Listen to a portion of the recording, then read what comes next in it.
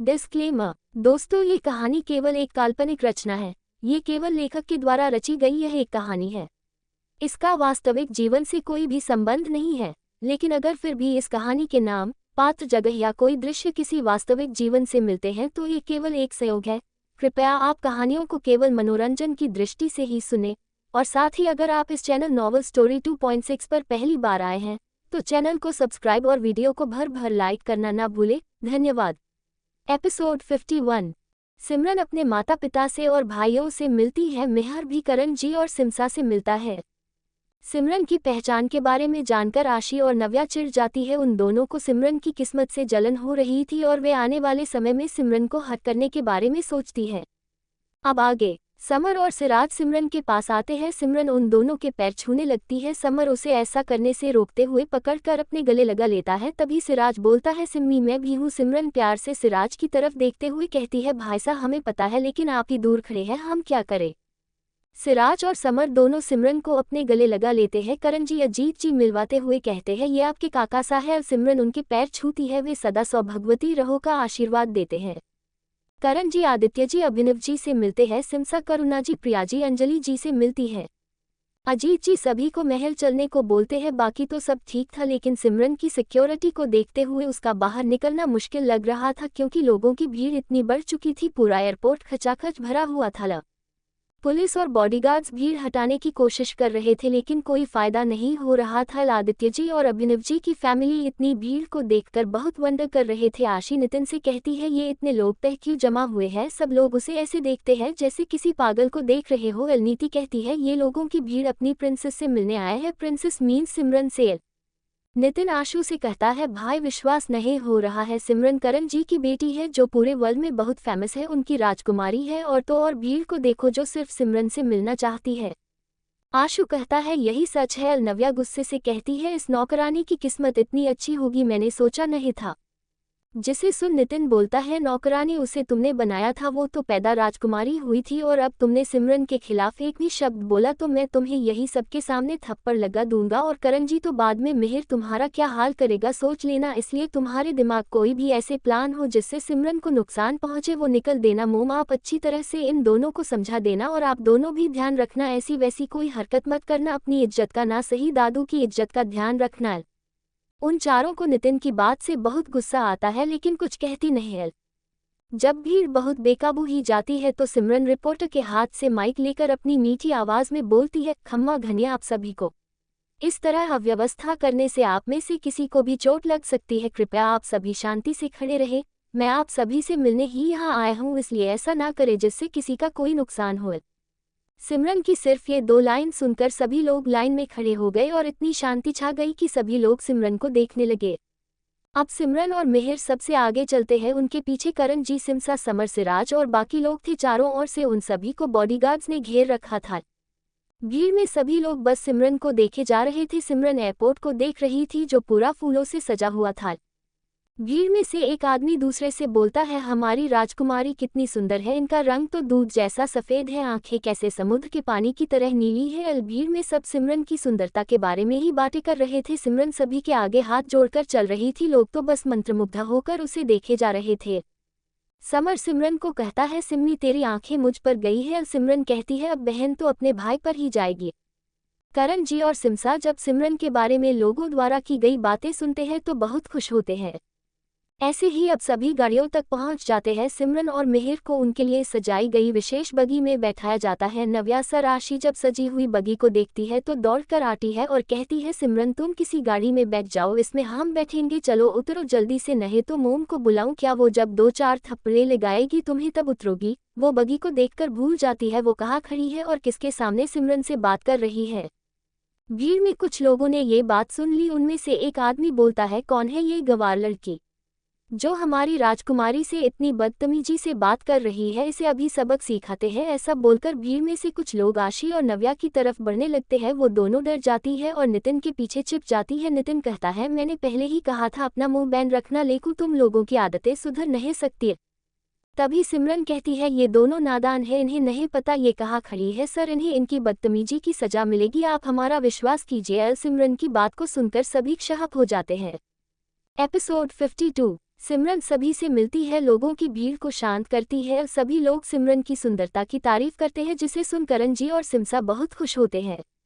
सिमरन मिहिर जे साथ जब बगी में बैठती है तो नव्या उसे डांटकर बगी से उतरने को कहती है। नव्या का सिमरन से इस तरह बात करना वहां किसी को पसंद नहीं आया और भीड़ में से 2-4 लोग उन्हें सबक सिखाने आगे आने लगते हैं। ये देख आशी और नव्या नितिन के पीछे छिप जाती है। वही सिमरन बात को संभालते हुए उन लोगों को आश्वासन देती है कि वो उन दोनों को उनकी गलती की सजा देगी, तब वो लोग शांत होते हैं। इधर महल में सिमरन के आने की खुशी में सभी लोग उसके स्वागत की तैयारी कर रहे थे। सिमरन के दादाजी कहते हैं, जल्दी सारी तैयारी कर लो, कोई कमी नहीं रहनी चाहिए, कई सालों बाद इस महल की राजकुमारी आ रही है। तभी रेवा केसर की बेटी कहती है, नाना सा हम इस महल की राजकुमारी नहीं है क्या? महेंद्र जी कहते हैं, नहीं, आप अपने पिता के घर की राजकुमारी है, इस महल की एक ही राजकुमारी है सिमरन।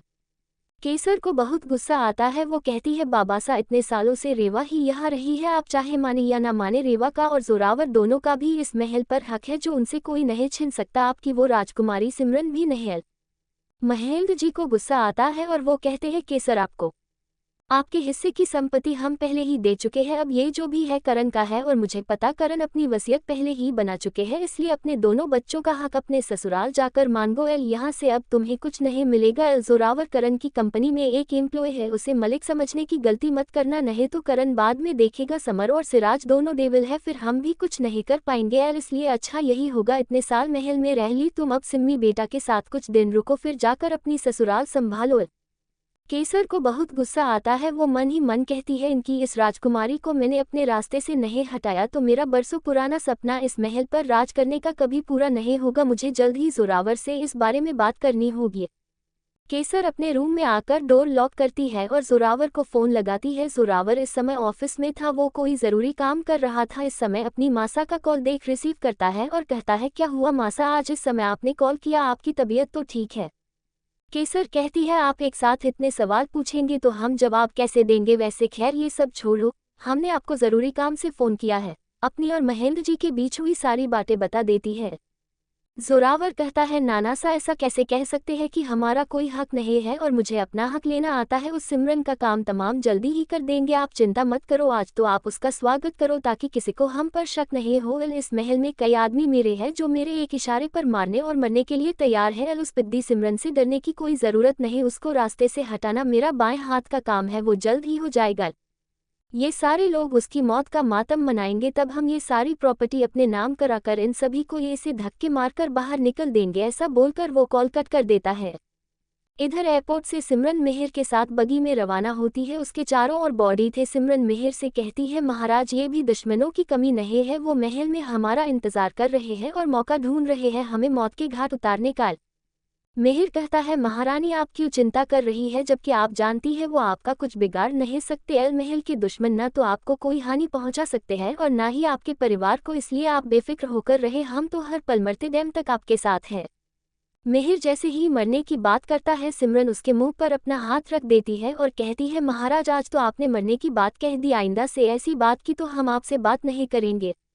मिहिर कहता है, अच्छा अब नहीं कहेंगे कभी, पर अब तो नाराज मत होइए जान, आपको पता है ना हम सब सह सकते हैं लेकिन आपकी नाराजगी नहीं है। सिमरन मिहिर का हाथ पकड़ मुस्कुरा देती है। मिहिर भी खुश हो जाता है। जहां जहां से सिमरन की बगी निकल रही थी उन रास्तों पर हजारों की संख्या में लोग खड़े, सिर्फ एक ही आवाज आ रही थी, हुक्मरानिसा की जय। आशु कहता है, दादू सिमरन को हुक्मरानिसा क्यों बोल रहे हैं? आदित्य जी कहते हैं, सिमरन ही यहाँ की हुक्मरानिसा बनेगी। आदित्य जी और अभिनव जी की फैमिली सिमरन के लिए लोगों का प्यार देखकर बहुत खुश होती है। अंजलि प्रिया जी को कहती है, दीदी आपकी बहू तो बहुत फेमस है, यहाँ के लोग कितना प्यार करते हैं इनसे, जो अपने काम धंधे छोड़कर अपनी हुक्मरानिसा के स्वागत में खड़े हैं सिर्फ उनकी एक झलक पाने को। प्रिया जी कहती है, हाँ छोटी, मैं भी ये देखकर बहुत खुश हूँ कि मेरी बहू को लोग कितना पसंद करते हैं। ऐसे ही जयक्रो के बीच सिमरन की बगी आगे बढ़ी है। लोग उस पर फूलों की वर्षा कर रहे थे, पीछे करण जी कर थी। वो सिमसा को कहते हैं, अगर उस दिन सिमरन को आदित्य जी को मही देना पड़ता तो जब हम हॉस्पिटल से सिमरन के साथ आते तब भी सिम्मी का स्वागत यहाँ की जनता ऐसे ही करती है। सिमसा कहती है, राजा साहब आज जनता का जोश दुगुना है क्योंकि इस दिन का इंतजार हमारे साथ ये सब भी तो कर रहे थे। सभी हंसी खुशी आगे बढ़ रहे थे, तभी अचानक सारी कारें रुक जाती है और सभी की नज़र सिमरन पर जाती है। ऐसा क्या हुआ जो सारी कारें रुक गई और सब सिमरन को देखने लगे? एपिसोड 53। सिमरन और मिहिर के साथ सभी एयरपोर्ट से रवाना हो जाते हैं। सबसे आगे सिमरन की बगी चल रही थी और पीछे बाकी के सभी सदस्यों की कारें चल रही थी। सब तरफ से एक ही आवाज आ रही थी, हुकुमरानिसा की जय। उद्धरण चिन्ह। परिवार के सभी सदस्य सिमरन के लिए जनता का इतना प्यार देखकर खुश हो रहे थे और वही कुछ लोग जलकर रख हो रहे थे।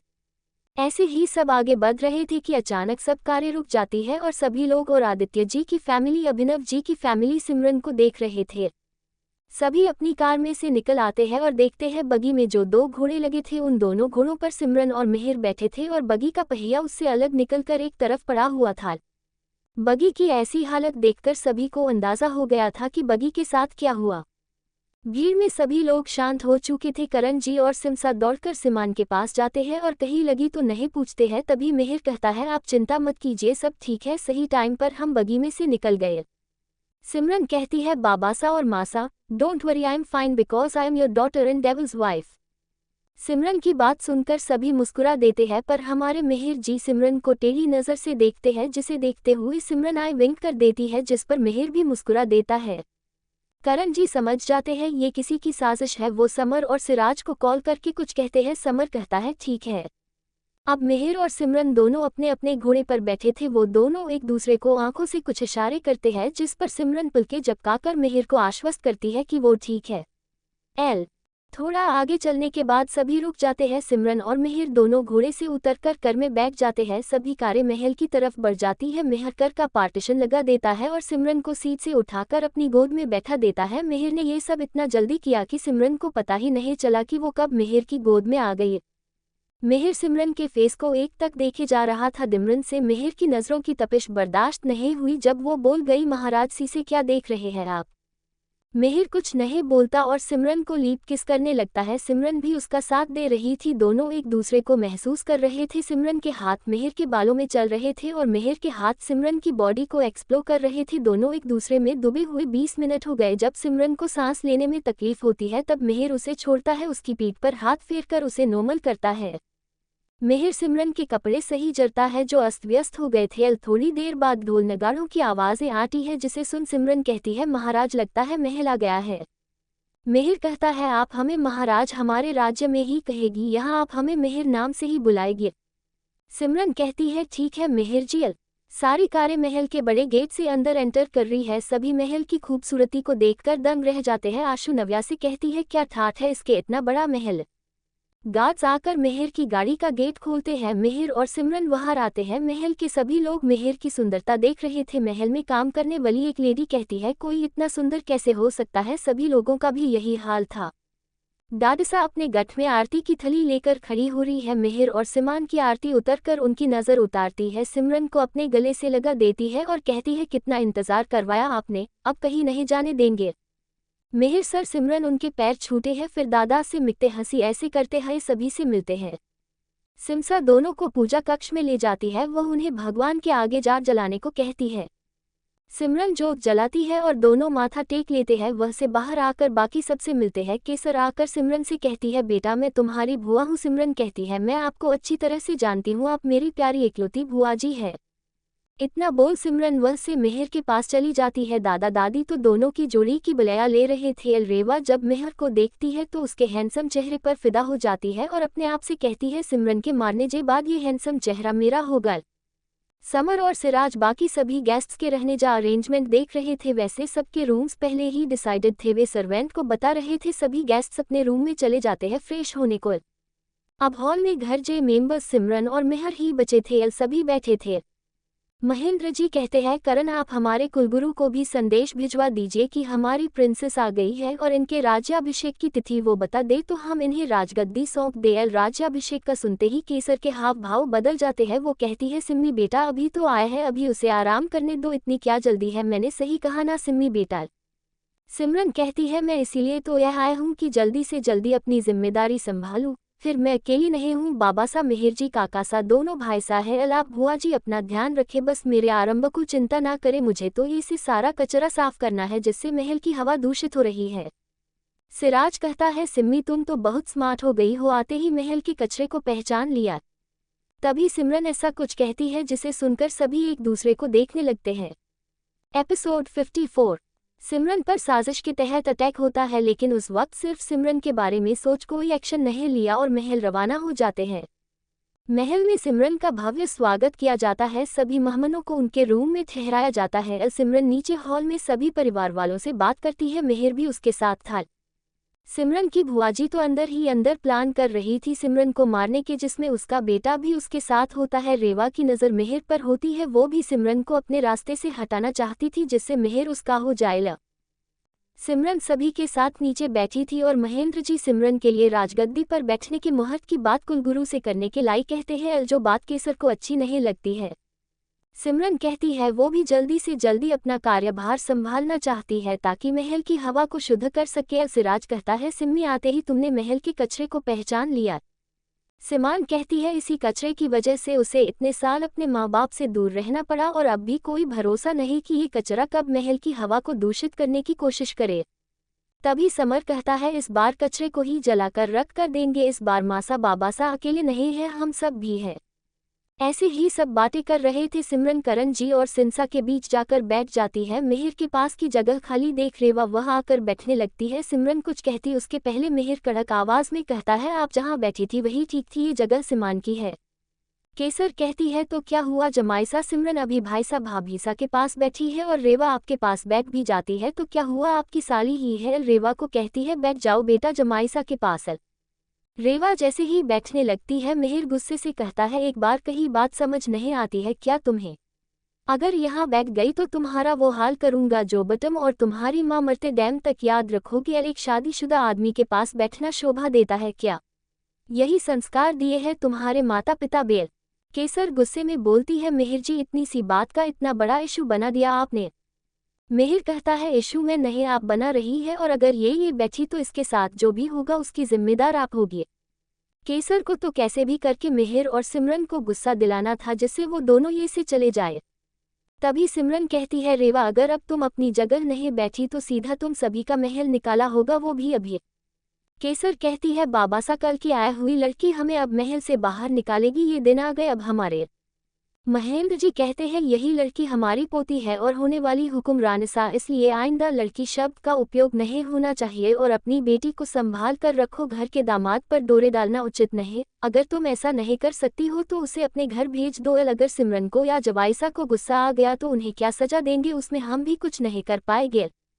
मेहर सिमरन से कहता है, मुझे अपना रूम बता दो, मेरी मीटिंग ही अभी थोड़ी देर से। मेहर को अब अपनी कंपनी का काम यहीं से संभालना था तो उसकी अब सारी मीटिंग्स ऑनलाइन ही होने वाली थी, अगर ज्यादा ही जरूरत हुई तो वो या निखिल को जाना पड़ सकता है। समर मेहर के साथ जाकर उसे उसका और सिमरन का रूम बताता है। पीछे पीछे सिमरन भी आ जाती है क्योंकि उसे भी फ्रेश होना था। सिमरन जब रूम में आती है और जब पूरे रूम को देखती है तो खुशी से उसकी आंखें चमक उठती है। समर कहता है, प्रिंसेस रूम कैसा लगा? सिमरन कहती है, ये तो बहुत बड़ा है और बहुत सुंदर है, जैसा हमें पसंद है बिल्कुल वैसा है। मेहर रूम की एक वॉल की तरफ जाता है और देखता है वह सिमरन की पैदा होने के दिन से लेकर उनकी शादी तक की पिक्चर्स थी। समर कहता है, ये वॉल बाबासा और मासा ने मिलकर रेडी की है, वही रूम हमेशा लॉक रहता था, हम भी अलाउड नहीं थे, जैसे आपकी कोई पिक आदि अंकल बाबासा को व्हाट्सएप करते वो अगले दिन उस पिक्चर को यहाँ लगा देते। आपके बिना उन दोनों ने ये साल इस दीवार पर लगी आपकी पिक्चर्स को देखकर निकाले हैं, वो दोनों जी भर कर रोते भी यही थे, आपसे बातें करना है। ये सब सुनकर सिमरन की आंखों में आंसू आ जाते हैं। मेहर आंसू पोंछकर कहता है, अब रोने के दिन उन लोगों के हैं जो इन सब सिचुएशन के जिम्मेदार है। समर भी मेहर की बात हाँ भरता है और वहां से चला जाता है क्योंकि वो अपनी प्रिंसेस का रोता हुआ चेहरा नहीं देख पा रहा था। मेहर फ्रेश हो सिमरन के रूम में बने स्टडी रूम में अपनी मीटिंग अटेंड करने चला जाता है और सिमरन फ्रेश होकर नीचे हॉल में आ जाती है। जब वो नीचे आती है तो उसे वहां कोई नजर नहीं आता क्योंकि सभी अपने अपने रूम में थे। सिमान किचन की तरफ चली जाती है। इस वक्त डिनर रेडी हो रहा था। महल का किचन था जो बहुत बड़ा था। सिमरन को भी डिनर बनाने की इच्छा होती है पर शेफ डर कर कहते हैं, प्लीज मैम आप रहने दीजिए, आपको जो भी खाना हो हमें बताए, हम अभी बना देंगे। सिमरन कहती है, आप सभी हमारी हेल्प कीजिए, ये हमारा आदेश है जिसे आपको मानना ही पड़ेगा। शेफ क्या करते बेचारे, उन्हें सिमरन की बात माननी पड़ी।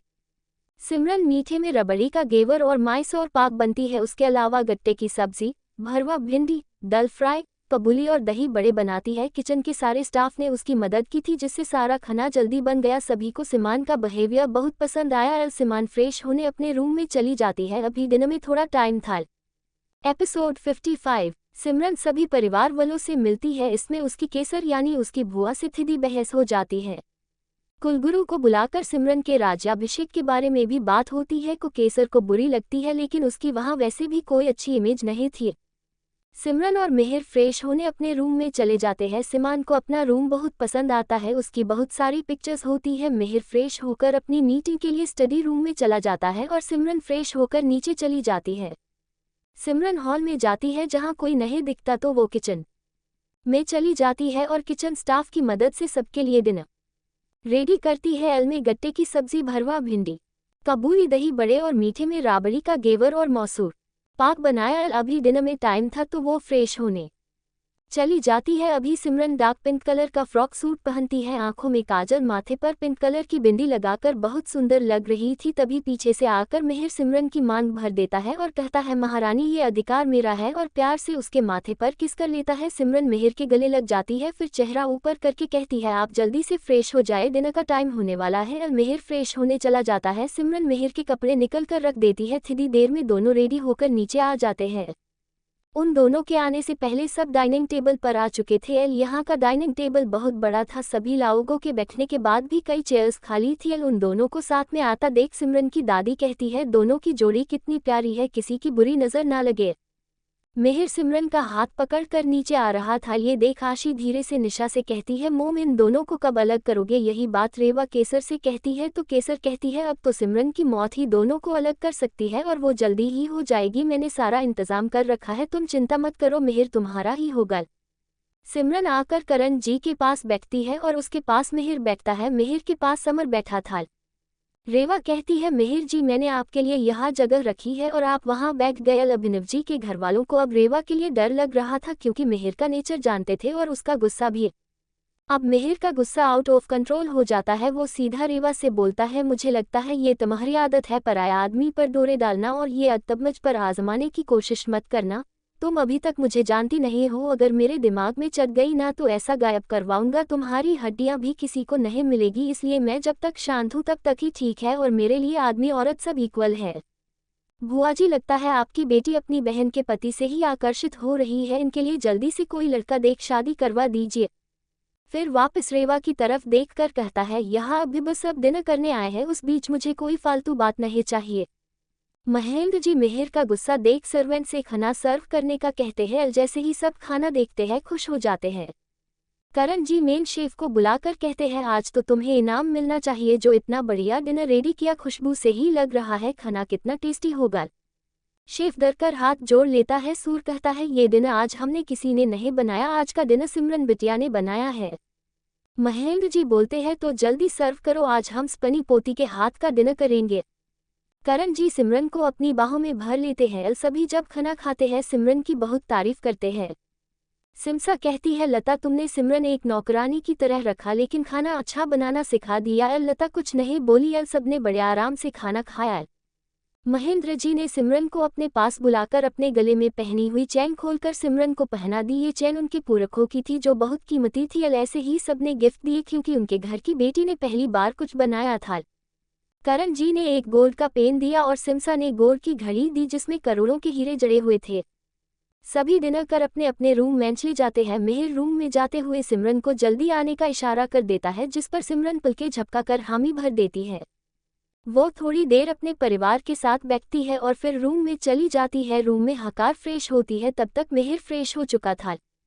दोनों वही रूम में आराधना करने बैठ जाते हैं। करीब 1 घंटे तक आराधना करते हैं, जिसमें दोनों की शक्तियां मिल रही थी और मिलकर दोनों के चरों और सतरंगी वलय बना रही थी। सिमरन और मिहिर के ललाट के मध्य नारंगी रंग का वलय बन रहा था, जिसमें से लाल रंग की किरणें निकला रही थी। आराधना कर दोनों बाहर बालकनी में खड़े होते हैं। मिहिर ने सिमरन को कमर से पकड़ हुआ था और सिमान का सिर मिहिर के सीने पर था।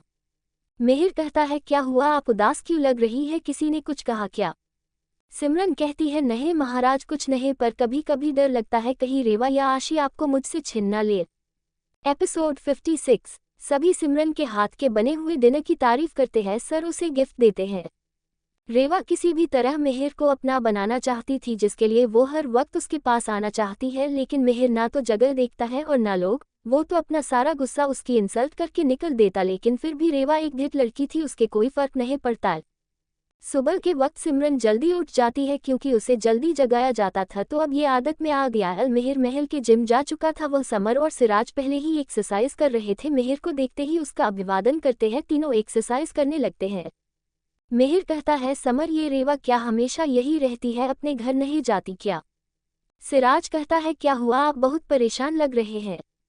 मिहिर कहता है, हाँ मैं सोच रहा हूँ सिमरन अभी तक उसकी बातों को इग्नोर कर रही है, लेकिन उसका भरोसा नहीं है। उसको अगर गुस्सा आ गया तो वो पता नहीं क्या करेगी। समर कहता है, आप चिंता ना करें, अगर सिमरन कुछ कर भी दिया तो कोई उसे कुछ नहीं कहेगा क्योंकि सब रेवा की बदतमीजी को देख रहे हैं। फिर तीनों बिजनेस की बातें करने लग जाते हैं। ऐसे ही 4 घंटे जिम करने के बाद मिहिर अपने रूम में आता है तो सिमरन को देखता ही रह जाता है। आज सिमरन ने पीले रंग की साड़ी पहनी थी। उस पर पूरा साज श्रृंगार करके वो बहुत ही प्यारी लग रही थी। उसकी नीली आंखों में काजल, उस पर बड़ी बड़ी पलकें मिहिर को अपने में जैसे डूबा रही थी। मिहिर देखे देखते उसके पास चला जाता है और ड्रेसिंग टेबल से सिंदूरदानी उठाकर उसकी मांग भर देता है। सिमरन कहती है, ऐसे ही देखते रहोगे ता जाकर फ्रेश होंगे। मिहिर जल्दी से सिमरन को अपनी बाहों में भर लेता है और कहता है, काश ये पल यही थम जाए, रुक जाए बहती हवा, हम यही तुम्हें अपनी बाहों के घेरे में समेटे हुए ताउम्र गुजार दे तेरी पनाहों में। सिमरन कहती है, महाराज अब जाए, जल्दी से रेडी हो जाए प्लीज। तकल्लुफ ना कर गुजारिश, ना कर तू अपने इश्क की आजमाइश, हम तो बस गुलाम है तेरे, तू तो कर बस ख्वाहिश। ये कहते हुए मिहिर बाथरूम में चला जाता है। सिमरन ना में अपना सिर हिला देती है और वही सोफे पर बैठ जाती है। थोड़ी देर बाद सभी ब्रेकफास्ट कर रहे होते हैं। महेंद्र जी कहते हैं, अभी थोड़ी देर बाद कुलगुरु पधारने वाले हैं सिमरन के राज्याभिषेक संबंधित बात करने के लिए, वही मुहूर्त निकालेंगे, आप सभी यही रहना। तभी केसर और जोरावर एक दूसरे को इशारा करते हैं। जोरावर मन ही मन सोचता है, कैसे भी करके इस सिमरन को रास्ते से हटाना पड़ेगा, नहीं तो मुझे ये सारी प्रॉपर्टी कभी नहीं मिलेगी। ये बात मिहिर और सिमरन दोनों ही सुन लेते हैं लेकिन कहते कुछ नहीं। ब्रेकफास्ट के बाद मिष्टी और नीति दोनों ही गार्डन में टहल रही थी। तभी मिसहथिव की नज़र वहां से गुजरते हुए समर पर पड़ती है। वो उसे देखते रह जाती है। गोरा रंग, लंबा कद, बहुत ही हैंडसम लग रहा था। मिष्टी उसे देख कुछ सोचने लग जाती है। नीति ने जब तक मिष्टी की नज़र देख ली थी, वो उसे छेड़ते हुए कहती है, पसंद हो तो बात चलाओ। मिष्टी उसे डांट कर चुप कर देती है। थोड़ी देर बाद कुलगुरु अपने एक शिष्य के साथ वहां आए हैं। महेंद्र जी और करण जी उनका आदर सत्कार करते हैं और उन्हें आदरपूर्वक बैठाते हैं। सिमरन आकर कुलगुरु के चरण छूती है। कुलगुरु जल्दी से खड़े हो जाते और हाथ जोड़कर कहते हैं, प्रणाम महारानी। महाराज कहाँ है? तभी मिहिर वहां ही होता है। वो भी आकर कुलगुरु का अभिवादन करता है। कुलगुरु उन्हें झुकने का माना करते हुए उसके आगे हाथ जोड़कर प्रणाम महाराज कहते हैं। अपने सामने महाराज और महारानी को खड़े देख कुलगुरु उन दोनों के आगे हाथ जोड़ कहते हैं, आज मेरा जीवन सफल हो गया जो आप दोनों को साक्षात देख लिया। मिहिर कहता है, आप गुरु हैं और गुरु का स्थान तो भगवान से भी ऊंचा है, इसलिए आप हमारे आगे हाथ मत जोड़िए। आप तो बस वही हाथ आशीर्वाद देने के लिए उठाए और उन्हें उनके स्थान पर बैठा देता है। सभी आश्चर्य से देख रहे होते हैं। तब जी महेंद्र जी कहते हैं, गुरुजी सिमरन का राज्याभिषेक करना है, आप उचित मुहूर्त बता दीजिए। गुरुजी कहते हैं, जहां और जिस समय ये दोनों उपस्थित है वो दिन और समय हमेशा ही शुभ है, फिर भी हम कहेंगे परसों दिन अत्युत्तम है। ये सुनकर सभी के चेहरे खिलखिल जाते हैं। कुलगुरु सिमरन को देखकर कहते हैं, अब कोई कुछ नहीं कर पाएगा और जो कुछ करने कोशिश करेगा तो मुंह की खाएगा। फिर केसर को देखते हैं और कहते हैं, हर पाप की सजा यही मिलती है और जब पाप ज्यादा हो जाए तो सजा भी बहुत भारी मिलती है। सिमसा और करण जी के सिर पर हाथ रख कशते हैं, अब कोई चिंता करने की जरूरत नहीं शेरनी है, अब तुम्हारी बेटी ल सबका चुन चुन कर शिकार करेगी। कुलगुरु विदा लेकर वहां से चले जाते हैं। महेंद्र जी, करण, समर, सिराज और रंजीत से राज्याभिषेक की तैयारी हेतु बात करने के लिए सपने स्टडी रूम में चले जाते हैं। घर की लेडीज वही हॉल में बैठने लग जाती है। थोड़ी हंसी मजाक होने लग जाती है। थोड़ी देर बाद हॉल हंसी ठहाकों से गूंज जाता है। मिहिर सिमरन का हाथ पकड़ उसे गार्डन में बने स्विमिंग पूल की तरफ चला जाता है। सिमरन क्षति है, महाराज सब क्या सोचेंगे, आप ऐसे हमें ये ले आए। एपिसोड 57। कुलगुरु सिमरन के राज्याभिषेक का मुहूर्त निकल देते हैं एवं साथ ही सभी को आशीर्वाद भी देते हैं। सभी बहुत खुश होते हैं। मिहिर सिमरन को हाथ पकड़ स्विमिंग पूल की तरफ ले जाता है। सिमरन मिहिर को कहती है, महाराज आप ऐसे मुझे ले आए, सब क्या सोचेंगे? मिहिर कहता है, कोई कुछ नहीं सोचेगा, सबको पता है आप हमारी पत्नी है और अपनी पत्नी को कहीं ले जाने या कुछ पल साथ बिताने के लिए मुझे किसी की परमिशन की जरूरत नहीं। दोनों वही बैठ जाते हैं। मिहिर कहता है, आज आप जल्दी रूम में आना, हमें कुछ जरूरी बात करनी है आपसे। सिमरन हाँ में जवाब देती है। मिहिर कुछ सोच रहा था। सिमरन कहती है महाराज आप कुछ चिंतित लग रहे हैं। मिहिर कहता है नहीं ऐसी कोई बात नहीं है, चलो अंदर चलते हैं। सिमरन को कुछ समझ नहीं आता, वो गहराई से मिहिर के फेस को देखती है। इधर किचन में लंच रेडी कर रहे थे शेफ, तो वह केसर आती है और शेफ को कुछ काम बताकर स्टोव में भेज देती है। सारा खाना चेंज करती है, फिर देखती है फ्रिज में बोल में खीर पड़ी है। वो एक कटोरी में कुछ पाउडर जैसा पदार्थ मिला देती है और उस कटोरी पर कुछ चिन्ह कर देती है जिससे उसे उस कटोरी का पता चले। अपना काम करके वो चुपचाप किचन से निकल जाती है, लेकिन उसे ये पता नहीं था कि किचन में भी कैमरा लगा हुआ है जिसका पता सौरव करण जी को था। सिमसा जब हॉल में बैठी थी तो उसने केसर को किचन की तरफ जाते देख लिया था, लेकिन इतना ध्यान नहीं दिया। सभी अपने अपने रूम में थे। मिहिर ने सिमरन का हाथ पकड़ा और कोई मंत्र बोला। अगले ही पल दोनों एक पहाड़ी पर थे। वहां काली मां का बहुत पुराना मंदिर था। दोनों उस मंदिर में जाते हैं जहां पहले से एक पंडित जी बैठे थे। दोनों मां के आगे प्रणाम कर पंडित जी को भी प्रणाम करते हैं। पंडित जी देख नहीं सकते थे, फिर भी बोलते हैं आ गए तुम दोनों, बहुत इंतजार करवाया। ऐसा बोल मिहिर और सिमरन के सर पर हाथ रख देते हैं। सर पर हाथ रखते हैं पूरे मंदिर में सफेद प्रकाश फैल गया। सिमरन को अपने पिछले जन्म जिसमें वो महारानी आश्लेषा थी उस जीवन से जुड़ी सारी घटनाएं दिखाई देती है, जिसमें वो अपनी और मिहिर की मृत्यु भी देखती है। जिसके बाद वो विचलित होकर आंखें खोल देती है और उसकी आंखों से लगातार अश्रु बहने लगते हैं। वो मिहिर पैरों में गिर जाती है और फुट फुट कर रोने लगती है। बस रोते रोते यही कहती है महताज हमें माफ कर दीजिए, हम अपने बच्चे को नहीं बचा सके। हमने आपसे वादा किया था आपका साथ निभाने का और अपने बच्चे की रक्षा करने का, लेकिन हम नहीं कर पाए, हम अपना वादा नहीं निभा पाए। मिहिर सिमरन को गले लगा लेता है और कहता है महारानी आपकी कोई गलती नहीं, आप तो अंतिम समय तक लड़ी, लेकिन दुश्मन तो अपने ही थे, उनकी वजह से हम अपने बच्चे को नहीं बचा पाए। आप दुखी मत हो, अब हम दोनों साथ हैं, कोई कुछ नहीं कर पाएगा। आज माँ आपको आपकी बची हुई शक्तियाँ प्रदान करेगी, इसलिए हम ये आए हैं। पंडित जी दोनों को एक थाल देते हैं जिसमें मां को चढ़ाया जाने वाला चढ़ावा था। दोनों मां की पूजा कर उस थाल में जो सामग्री थी वो मां को भेंट करते हैं। फिर दोनों हाथ जोड़कर आंखें बंद करके खड़े हो जाते हैं। मां की मूर्ति में से प्रकाश निकलकर दोनों पर गिरता है। दोनों का शरीर सफेद प्रकाश में चमक रहा था। थोड़ी देर बाद प्रकाश बंद हो जाता है। पंडित जी दोनों को कहते हैं आज आप दोनों को आपकी संपूर्ण शक्तियां प्राप्त हो गई है। आप दोनों जुड़ा होकर फिर मिल गए हैं और जो खोया है जल्द वो भी मिल जाएगा। वो आप दोनों से भी ज्यादा शक्तिशाली होगा, जिसके आभास मात्र से ही दुश्मन कांप जाएंगे। आप दोनों साथ में एक लंबा जीवन जिएंगे और इस बार आप दोनों को कोई अलग नहीं कर पाएगा। थोड़ी देर बाद दोनों पंडित जी से विदा लेते हैं और पुनः अपने कमरे में आ जाए हैं। सिमरन उदास होती है। मिहिर उसका सर अपनी गोद में रख उसके बालों को सहलाते हुए कहता है महारानी ऐसे उदास रहेगी तो हमारा मन भी नहीं लगेगा। अब हम दोनों साथ हैं, अब हमें कोई अलग नहीं कर पाएगा और जब हम वापस आए हैं तो हमारा बच्चा भी वापस आएगा। अगर आपको जल्दी चाहिए तो हमें बता दीजिए, हम रोज कोशिश करेंगे। सिमरन जैसे ही मिहिर की बाद वाली बात सुनती है शर्म से अपनी आंखें बैन जार लेती है। मिहिर उसे सीने से लगा लेता है और कहता है ऐसे शर्माएगी तो हमारी इच्छा कैसे पूरी होगी। सिमरन कहती है महाराज बस अब ऐसा कुछ मत बोलिए, हमें बहुत शर्म आ रही है। मिहिर कहता है अच्छा ठीक है, फ्रेश हो जाए, लंच टाइम हो गया है। सिमरन फ्रेश होने चली जाती है। मिहिर अपने मन में कहता है महारानी आप अब कमजोर नहीं पड़ सकती, इस बार दुश्मन यहाँ भी है और वहाँ भी है। हम आपको अब किसी हालत में कमजोर और किसी तरह से मजबूर नहीं होने देंगे, ये वादा है हमारा खुद से। सिमरन और मिहिर दोनों नीचे आ जाते हैं। सभी वही थे, सर डाइनिंग एरिया में आ जाते हैं। जब सब खाना खा लेते हैं तो केसर थोड़ा जोर से सर्वेंट से कहती है फ्रिज में जो खीर पड़ी है वो भी लाओ। सर्वेंट जाकर खीर के बोल की ट्रे लेकर आता है। केसर उसे अपने पास बुलाती है और ट्रे को अपने सामने रखने का कहती है। सर्वेंट वैसा ही करता है और ट्रे केसर के सामने रख देता है। एपिसोड 58। सिमरन और मिहिर को काली मां के मंदिर में उनकी बची हुई सारी शक्तियां प्राप्त हो जाती है और साथ सिमरन को अपने आश्लेषा के जीवन में घटित सारी घटनाएं दिखाई देती है, जिसमें सबसे ज्यादा विचलित वो अपने बच्चे को ना बचा पाना और मिहिर का साथ ना निभा पाने से होती है। सिमरन को मिहिर शांत करवाता है और कहता है जब हम मिल गए तो हमारा बच्चा भी हमें मिल जाएगा। जब दोनों कमरे में आते हैं तब तक खाने का टाइम हो जाता है तो फ्रेश होकर नीचे चले जाते हैं। सभी डाइनिंग टेबल पर होते हैं। केसर खीर मंगवाती है। महेंद्र जी कहते हैं केसर जिसे लेनी होगी खीर वो ले लेंगे, आप अपना भोजन कीजिए, लेकिन केसर नहीं मानती और सिमरन को वो खीर वाला बोल दे देती है। मिहिर जो सिमरन के पास ही बैठा था उसे दिख जाता है कि खीर में पॉइजन मिला हुआ है। वो मन से सिमरन से कांटेक्ट कर उसे बता देता है। हालांकि मिहिर को पता था कैसा भी जहर उन दोनों का कुछ नहीं बिगाड़ सकता, लेकिन केसर को सबक सिखाना जरूरी था। सिमरन कहती है भुआ साहब बड़ी है इसलिए पहले आप खीर खाए और वो चम्मच खीर लेकर केसर के मुंह के आगे कर देती है। केसर अब मुंह नहीं खोलती तो ददिसा यानी केसर की माँ कहती है केसर बाईसा ये इतने प्यार से आपको खीर खिलाना चाहती है, आप मुंह क्यों नहीं खोल रही। केसर तब भी मुंह नहीं खोलती। तब करण जी गुस्से से कहते हैं केसर मुंह खोलिए, हमारी प्रिंसेस के हाथ दर्द हो रहे होंगे, इतनी देर से लेकर खड़ी है।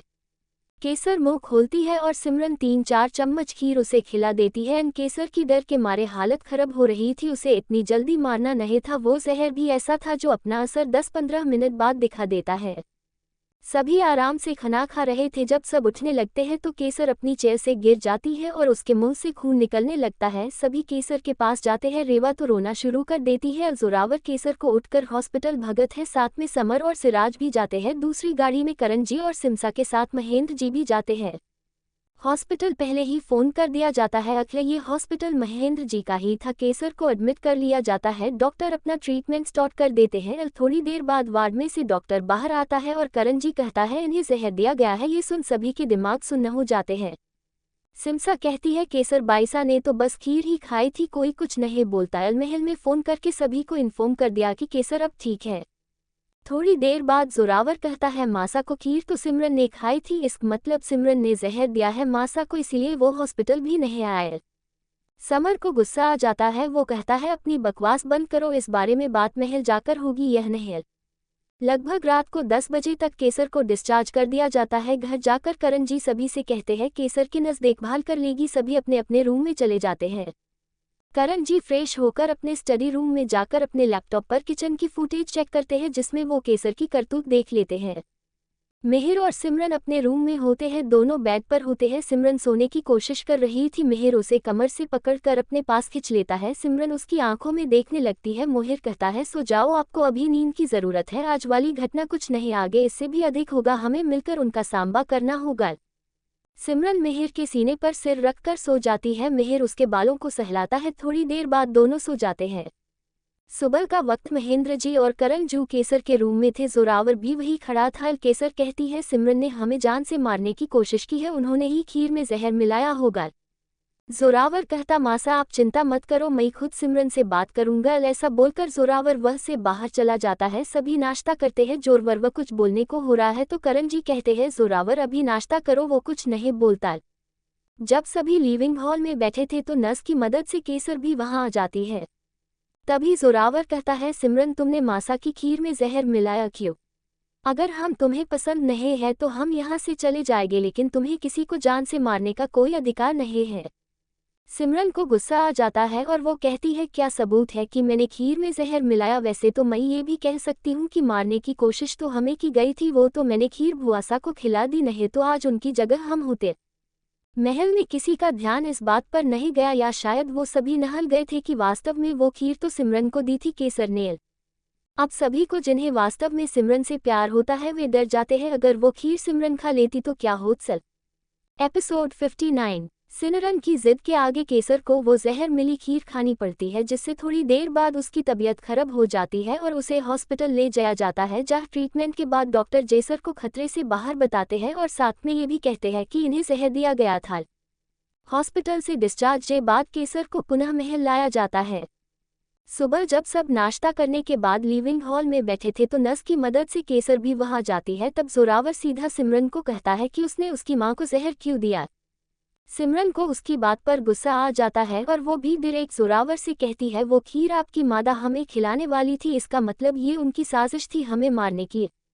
सिमरन की बात सुनकर सभी अचंभित हो जाते हैं सिवाय मिहिर के, क्योंकि मिहिर इस बारे में पहले ही जानता था और करण जी भी।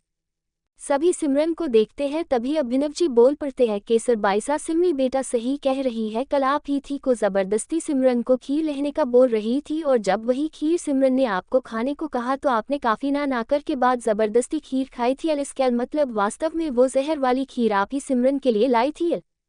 ये सभी को केसर पर गुस्सा आ रहा था, लेकिन नव्या, आशी और लता खुश हो रहे थे कि उनकी टीम में न्यू मेंबर की एंट्री होने वाली है।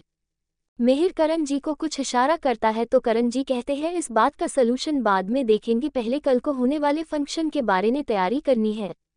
महेंद्र जी करण, समर और सिराज को सभी गेस्ट्स को बुलाने का कहता है तो करण जी कहते हैं बाबा साहब हमने पहले ही सारे गेस्ट्स को इनवाइट कर दिया है और सबके रहने का इंतजाम महल के एरिया में ही बने विलास में कर दिया है और आज शाम तक आना शुरू भी हो जाएंगे। समर और मेहर अपने अपने हेड बॉडीगार्ड से बात कर महल की सिक्योरिटी बाधा देते हैं क्योंकि ये फंक्शन गरन लेवल का था जिसमें कई पॉलिटिशियन, अन्य राजपरिवार के लोग और कई वीवीप आने वाले थे। महल की सारी व्यवस्था की बागडोर समर और सिराज के हाथ में थी जिसमें निखिल, आशु और नितिन भी हेल्प कर रहे थे। मेहर का असिस्टेंट और दोस्त जो पार्टनर भी थे वो यही से सारी मीटिंग्स और डील देख रहे थे। कुल मिलकर अभी तक सब कुछ अच्छा चल रहा था। इधर केसर जब अपने रूम में होती है तब लता वहां आती है और कहती अब कैसी तबीयत है आपकी केसर 22 साल। मुझे तो विश्वास ही नहीं हो रहा कि सिमरन ने आपको जहर देकर मारने की कोशिश की। केसर कहती है पता नहीं उसे मुझसे क्या परेशानी है जो उसने ऐसा किया, मैं तो वैसे भी राजतिलक के बाद अपने घर चली जाती। लता कहती है क्यों, ये महल आपका भी तो है, आप क्यों जाएगी और जाना भी है तो सिमरन जाएगी। वैसे भी इतने सालों तक तो आप और आपके बच्चे ही यहाँ रहे, उसे तो यहाँ आए हुए 5 दिन भी नहीं हुए हैं। केसर कहती है हमारा दर्द कौन समझेगा, इतने सालों का किया किसी को याद नहीं है, याद है तो सिर्फ सिमरन। लता कहती है ऐसे कैसे, हम हैं ना आपके साथ, आपका दर्द भी समझते हैं और आपके दर्द को दूर करने में आपका साथ भी देंगे। ये सुनते ही केसर के फेस पर शातिर स्माइल आ जाती है जिसे देख लता भी मुस्कुराने लगती है, जो ये बता रही थी कि ये मिलकर कुछ बड़ा करने वाली है जो सिमरन के पक्ष में तो बिल्कुल भी नहीं होगा।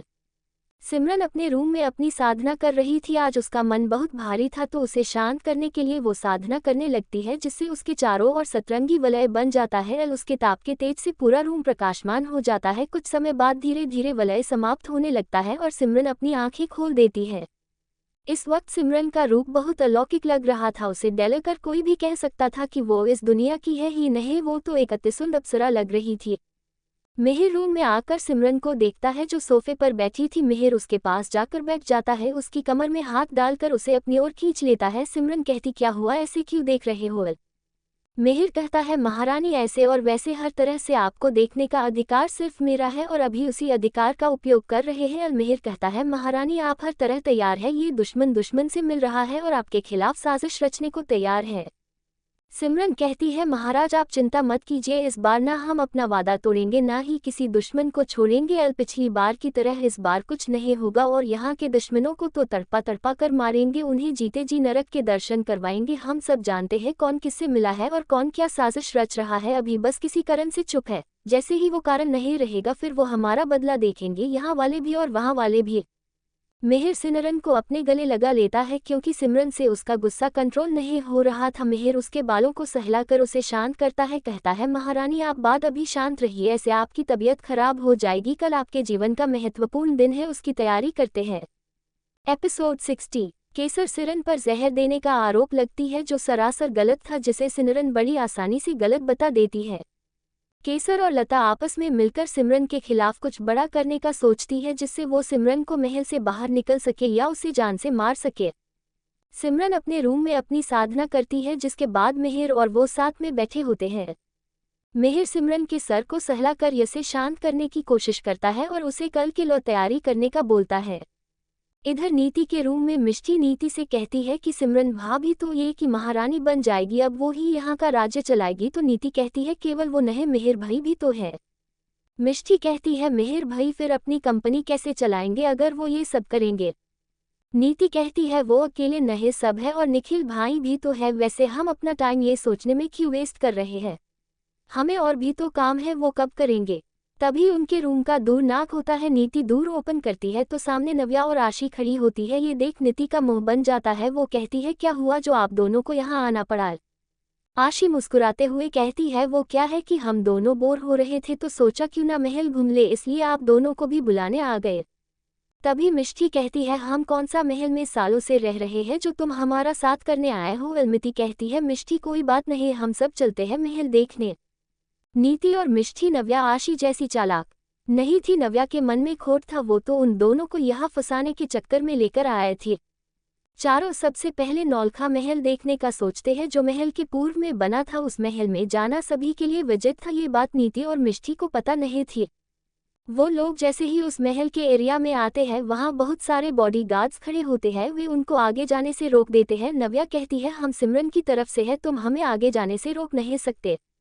बॉडीगार्ड कहता है आप चाहे किसी की भी तरफ से हो, आगे जाना माना है, इस महल में केवल राजा और उनकी रानी ही आ सकते हैं। मिष्टी कहती है सॉरी हमें पता नहीं था। ऐसा कहकर वो आशी को कहती है अब चले यहाँ से, चारों वहाँ से चली जाती है। नीति कहती है हमें अभी ज़रूरी काम है, बाद में देख लेंगे महल। ऐसा बोलकर वो दोनों चली जाती है।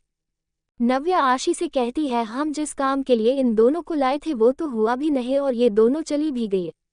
आशी कहती है कोई बात नहीं चाची, देख लेगी सब, वो तो केसर भुआ ने कहा था राजतिलक के बाद वो दोनों इस महल में रहेंगे। बाद में वो दोनों भी चली जाती है।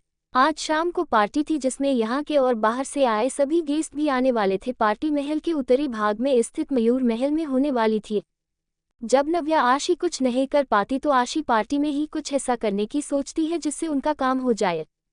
पार्टी की तैयारी पूरी हो चुकी थी। आज पार्टी का ड्रेस कोड ब्लू कलर था। अलमेहर ने सिमरन के लिए ड्रेस पहले ही मंगा लिया था जो रॉयल ब्लू कलर का गाउन था जिसकी फुल्लर बाजू नेट की थी। गाउन ऐसा था जिसमें सिमरन का सिर्फ चेहरा ही नजर आएगा। सिमरन को रेडी करने गर्ल्स आ गई, जिन्हें देख मेहर सिमरन को थम्स अप का इशारा कर रेडी होने दूसरे रूम में चला जाता है। अलमेहर ने आज रॉयल ब्लू कॉलर का सूट ओढ़ना था, जेल से सेट बाल ट्रिम की हुई बीड उसका लुक कातिल बना रही थी। इधर सिमरन भी रेडी हो जाती है। पार्लर गर्ल्स तो सिमरन को देखती ही रह जाती है, वो लग ही इतनी सुंदर रही थी, कोई उसे एक बार देखे तो देखते ही रह जाए। वो स्वर्ग की अप्सरा से भी सुंदर लग रही थी। थोड़ी देर में दरवाज़ा नॉक होता है, एक गर्ल दरवाज़ा ओपन करती है, सामने मेहर खड़ा होता है। सिमरन तो मेहर को देखती है और मेहर की नज़र जब अपनी महारानी पर पड़ती है तो दोनों एक दूसरे को देखते ही रह जाते हैं कि वह नीति और मिष्टी भी आ जाती है जो अपने भाई भाभी को ऐसे खोए हुए देख जानकर खांसती है जिससे दोनों जेब जाते हैं। नीति कहती है क्या भाई आप तो भाभी को देख सन कुछ भूल गए और भाभी भी आपको देख सब भूल गई। पारी भी शुरू हो चुकी है, हम ही लेट है। तभी मिगिर कहता है लेट्स गो और सिमरन का हाथ पकड़ उसे रूम से बाहर ले आता है। मयूर महल के एरिया में ही था लेकिन मैन पैलेस से 1 किलोमीटर दूर था। मेहर और सिमरन स्पेशल विंटीज कर से जाते हैं, बाकी सब अलग कर में थे। जैसे ही मेहर की कार वेन्यू की जगह पहुंचती है बॉडीगार्ड आकर दूर ओपन करता है। एक तरफ से मेहर आता है, वो सिमान की साइड का दूर ओपन कर अपना हाथ देता है जिसे सिमरन थम कर बाहर आती है। उनकी चारों ओर बॉडीगार्ड्स आ जाते हैं, दोनों एक दूसरे को सावधान रहने का बोलते हैं। इतने में मेहर के भाई बहन भी आ जाते हैं। आदित्य जी की फैमिली पहले ही पार्टी में आ चुकी थी। जैसे ही मेहर और सिमरन एक दूसरे का हाथ पकड़े पार्टी में आते हैं। तो दोस्तों आखिर कहानी में आगे क्या होगा यह जानने के लिए इस स्टोरी को सुनते रहिए सिर्फ और सिर्फ novel_story_2.6 चैनल पर। और अगर कहानी आप सभी को पसंद आए तो वीडियो को लाइक कमेंट और शेयर जरूर करें। आपके एक कमेंट और लाइक से हमें स्टोरी वीडियो बनाने के लिए मोटिवेट मिलता है। धन्यवाद।